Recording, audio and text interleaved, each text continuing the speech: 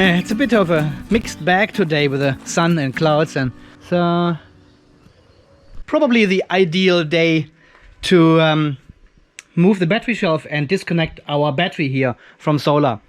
I know you're always missing out when you do this during the day, but there won't be enough time in the afternoon, in the evening, to get this all done, unless I'm working late night show again. But tomorrow is usual work, so last day of the weekend, let's do it.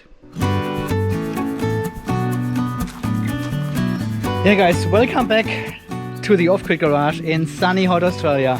It is quite nice today, so it's a shame we are missing out on this solar energy.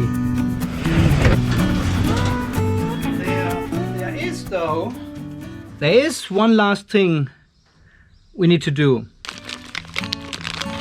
Sure, it is one of these.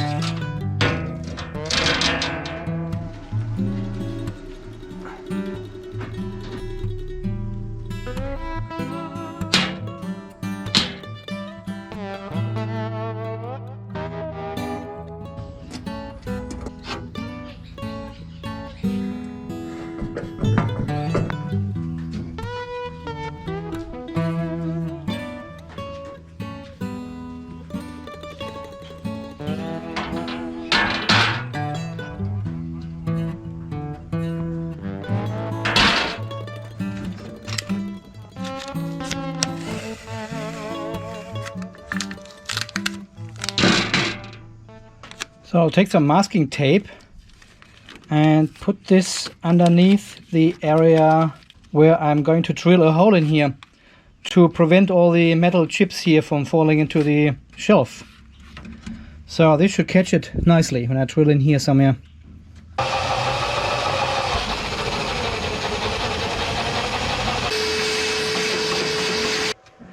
Here they are, they're all sticking to the masking tape. So this bolt here, this is how I'm going to do it. We'll have a nut inside.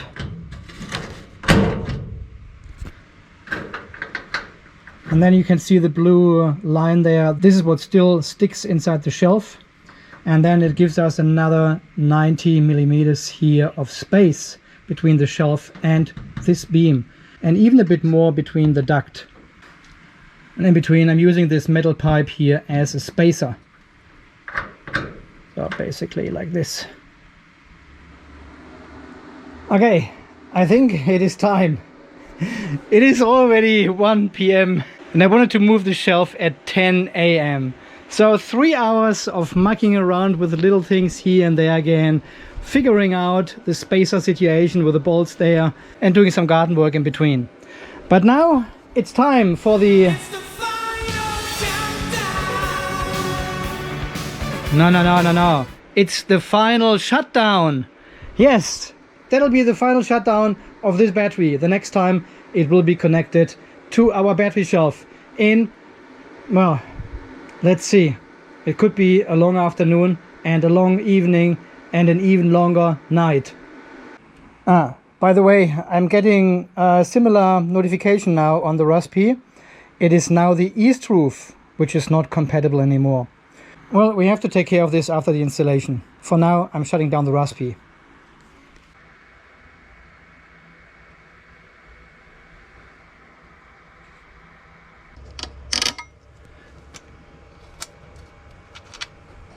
I tell you what, these Xijia inverters here, they are pretty good inverters. 3000 watts, no problem, permanently.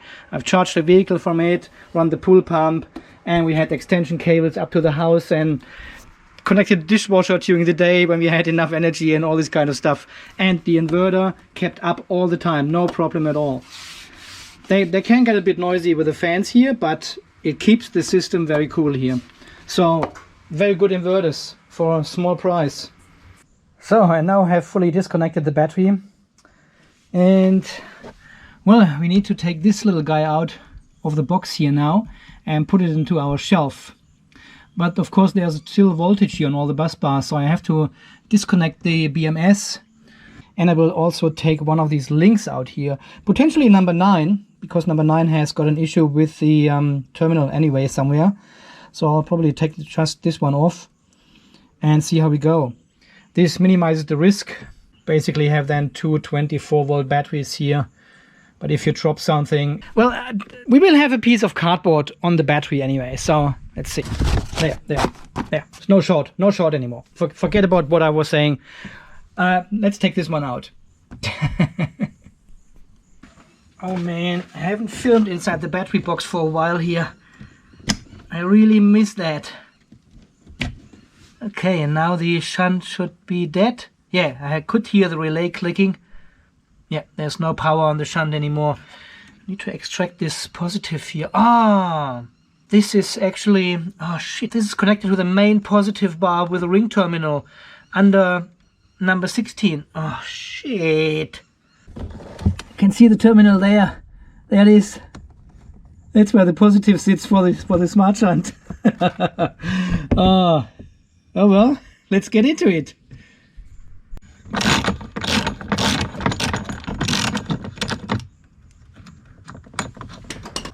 So, and now we need a short screw and put these ones together again. A small M10 bolt.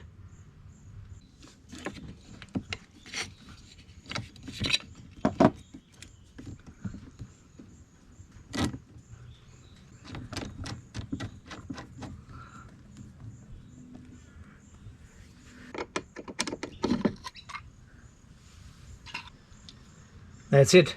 So I have now checked all three terminals of cell number 9 here. So negative, positive, and the neighboring as well, because I have to take off the bus bar anyway.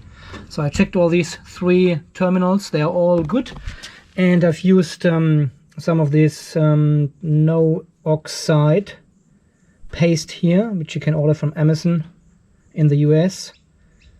And this obviously works quite well. So this prevents further oxidation, removes existing oxidation, and seals the whole connection, if you believe the advertising. So yeah, so far I have used this for all my contacts here, and it seems to be working well with the aluminium bus bars and the aluminium terminals of the EV cells. So I really would like to take this plastic mounting bracket off here, because I don't need it. The smart shunt will be mounted with the brass terminals here directly to the bus bar on one side, and the ring lug to the other side, which goes to our main breaker. But I have seen, well, they have sealed the hole here where the screw is in with some epoxy glue shit, whatever.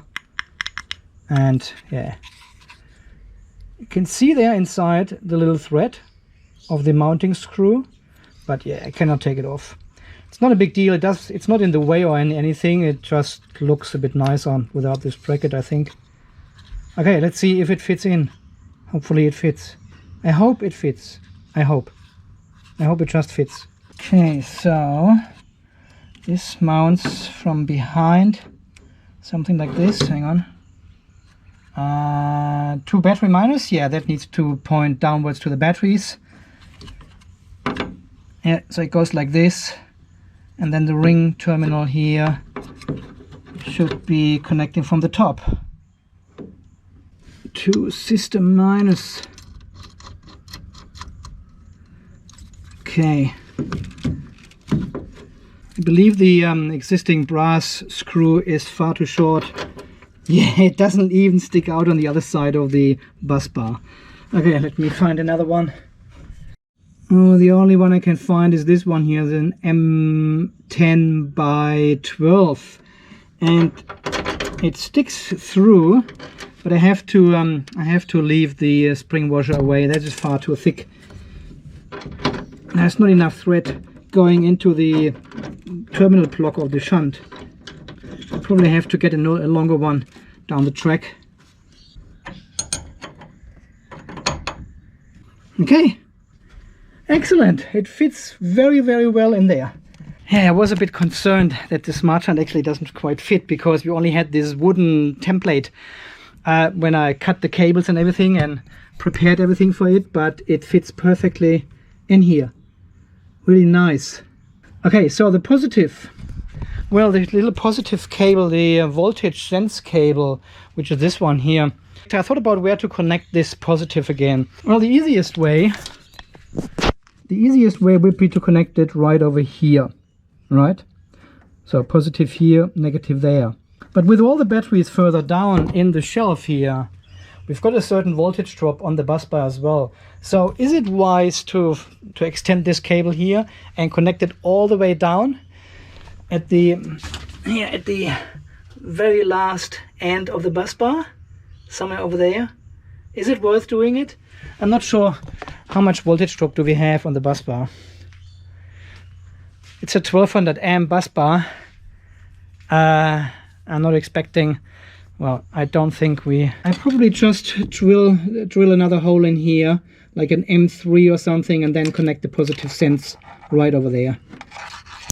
I probably don't bother putting another cable through the whole shelf all the way down just to save us 0.0001 millivolt or something in the reading of the overall system voltage. Nah, definitely not. Nah, we connected over there. Okay, decision made. Thanks. I broke the drill bit. It is now halfway stuck in the copper bar. There you can see it. It is stuck in there. I will never get it out again. Never ever. There's no way. Well, it's only a 2.2 millimeter drill bit or something for an M3 thread. And the copper being so soft but so strong at the same time, grabbed on the drill bit and snapped it. That's it. Next idea. I'm trying to get this positive terminal connected to the smart shunt there. You can see these two terminals there. The bottom one is for our V battery plus, and the other one is a temperature sensor, I think. And I'm trying to get this cable in there. Jeez, there's almost no space, and you need to push this little button down here, this yellow, with a small screwdriver, and then feed the cable in at the same time, and then release this yellow clamp again. So it pushed all the way in here, and then opens the clamp for the terminal. And there's just not enough hands and there's not enough space. And I'm trying for quite a while now. So I thought, take the camera, tell someone who cares, and then keep trying. Oh, I think we are in. Oh yes, we are in. Ah. I know, the shelf is still not against the wall, and it is like 3 o'clock or so. Okay, let me organize these cables. There, let me organize these cables here, and then we move it against the wall, right? Then we do it. That's why you are here.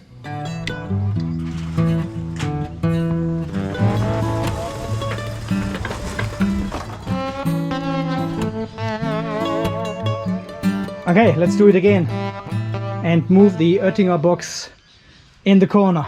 It's not super heavy, you know, it's just bulky. And what potentially could go wrong?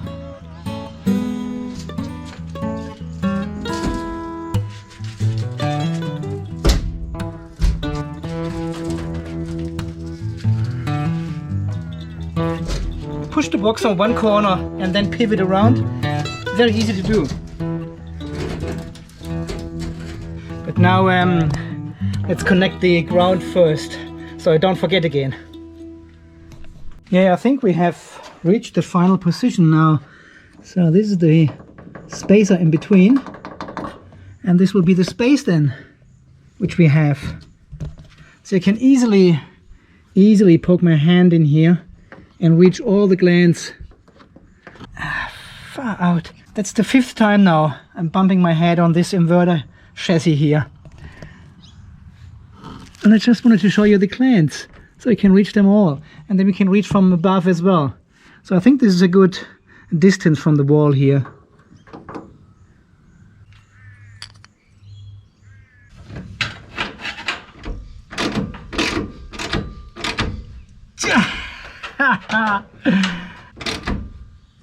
Yeah! it! I got it! Ah, look at this. I've got the spanner behind here to holding the nut. And then I had to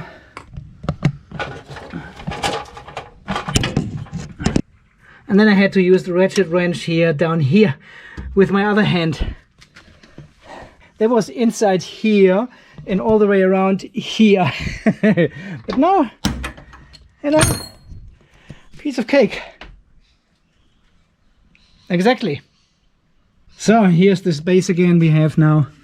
This gives us a nice bend down here into the duct and then further down here to the inverters. And the same for the solar charge controllers, which we will see in a minute, because this will be our next task, to wire these two solar charge controllers to our main bus bar. How exciting is that? We are connecting the first devices to our main... It's so warm, eh? Jeez.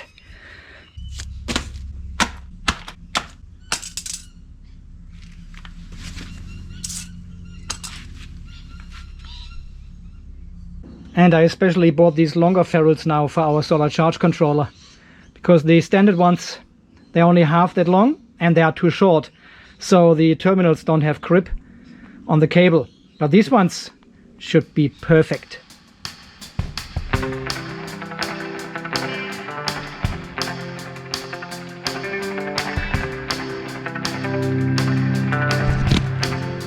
Okay, I'm so excited. We've got the first one done. The positive here of our east roof is connected through the gland, through here to our circuit breaker. Is it actually? Yeah, it is the red one. It is correct. Red to red. Okay, let's keep going.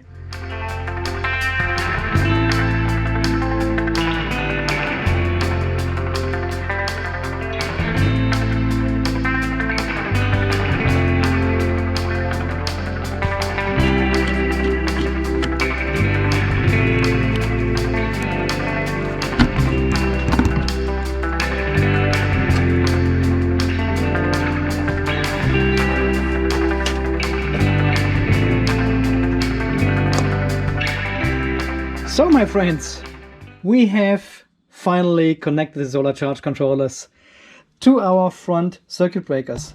Man, it took almost a year from the initial idea to the actual action. I've used some more Velcro here to keep these cables together here. I quite like this. It looks nice and organized. And I also lost two of my stands already. So the super glue doesn't really work with the acrylic. I have ordered some weld-on stuff, what you have recommended in the comments. So hopefully this works better. Okay, so as a final step, we need to reconnect the battery again to our bus bar now. Ooh, that'll be exciting, right? Because otherwise we cannot turn on the solar charge controllers tomorrow. There's no load, there's no battery. Okay, we've got 8mm ring lugs here on these two cables. I don't know why they are both black actually here. There's negative, there's positive. Okay, I need to fix that. Probably red was out of stock again, so I just took black. Works. And I've already connected our Raspi here to the 5-volt system.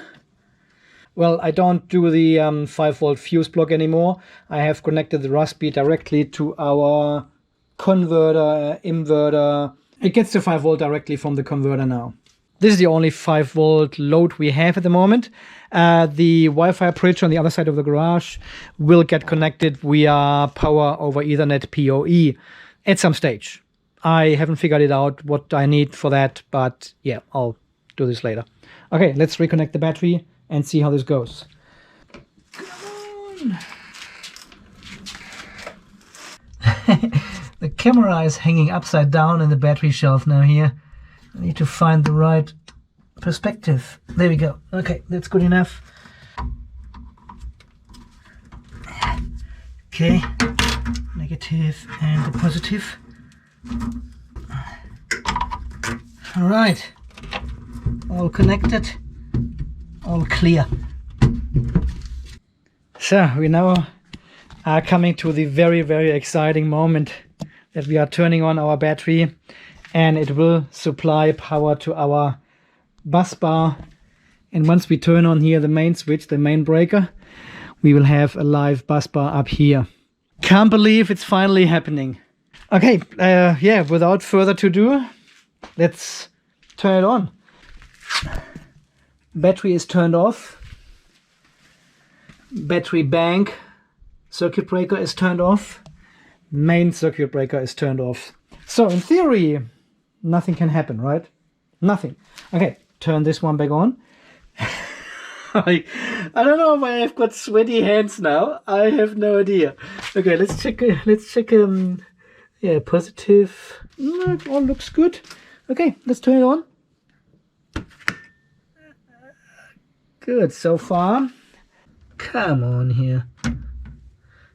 Okay, let's measure down here.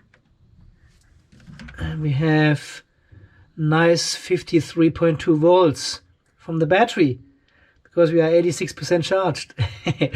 Okay, so now here comes the big moment. Okay, let's turn this one on and see what happens. Oh my god. Shall I? I'm a bit scared. This is turned off, turned off, turned off. What possibly can happen, right? Oh, we are cooking. Wow. Whew. Okay, so our bus bar should be live now. And we also can see the blue light of the smart shunt.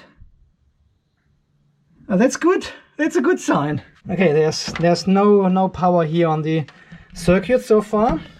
Main breaker input.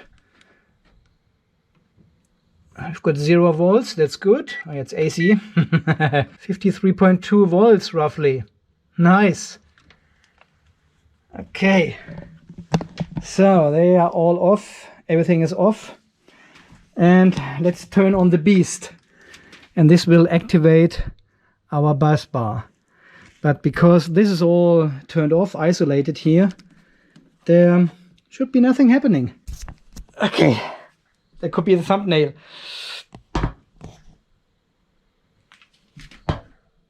Okay, let's do it. 250 amps.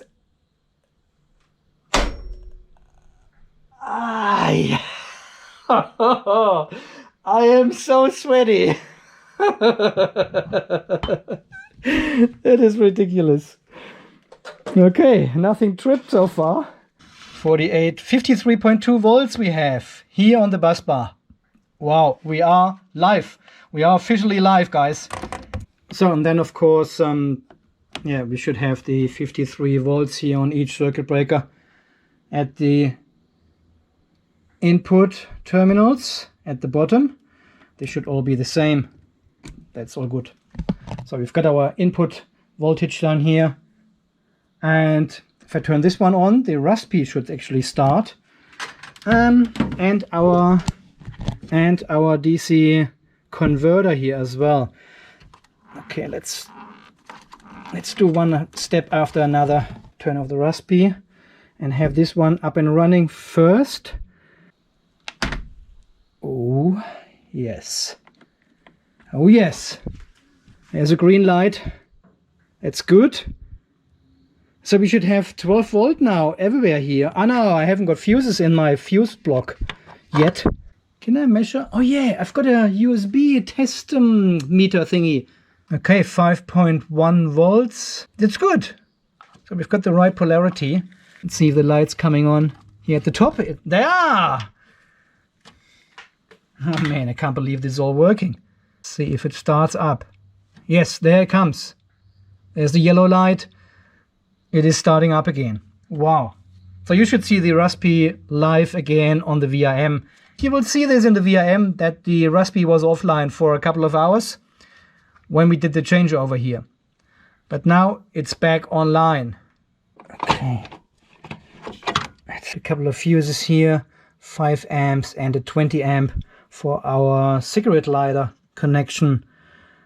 And because we have wired them in the same order as they are installed, we know exactly the 10 amp goes in here, 20 amps, 5 amps, 5 amps, And we leave this one off here for the moment. This is the modem in here, the Wi-Fi modem. So in theory, oh yeah, we've got lights. Nice. Yeah, we are officially charging, and you've got a quick charge icon here on the screen. So it is actually quick charging, 2.2 amps into the phone, 2.5. I think 3 is the max. But the phone obviously itself uses some power as well. And we are online again. Yeah, here we can see it again. This is with phone charging now. If I unplug the phone, it goes down to 0.12 amps. And this is the standby power for both DC to DC converters. Okay, the only thing we need is the solar charge controllers, which are not showing up here. So if we turn this one back on, East Roof should come online. Yes. Was flashing. Ah, there it is. It started flashing and turned off. I thought, well, that's it. Something happened, that's it. Okay, turn the other one on as well. Whoa, you could hear that inside the breaker. Big spark. Yeah, we've got them both back up and running. And our west roof shows 68 volts. Ah, no. It's charging with 21 amps? It's real time. Okay, something is clearly not right here. 0 volts, 0 amps, everything 0. Not even the moonshine voltage is here. Okay, solar back on, east roof, solar back on, west roof. Okay guys, I think need to be mindful here. We've got full voltage on the system now. Raspi working, this one is working, this is working, these two are working.